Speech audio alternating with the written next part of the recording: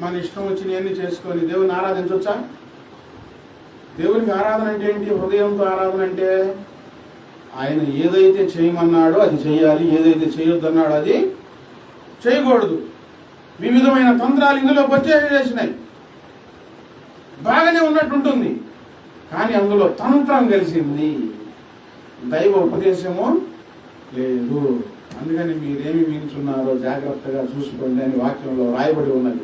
మీరు ఎలా ఈ పునాది మీద కట్టుకుంటున్నారో జాగ్రత్తగా చూసుకోండి అని వాక్యంలో రాయబడి ఉన్నది.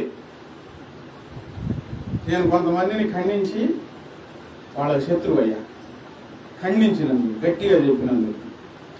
అలా చేయకూడదు. వాక్యంలో ఇట్లా ఉంది, పౌలు గారు ఇలా చెప్పారు, మనం ఇలా చేయాలా అని అంటే వాళ్ళకి నేను దూరం అయిపోయాను. దూరం అయితే అవనివ్వండి, పెదవులతో కాదు ఆరాధన. ఇప్పుడు ఆ కల్పితాలతో ఆరాధన చేస్తే ఏమవుతుంది చెప్పండి? ఏమవుతుంది?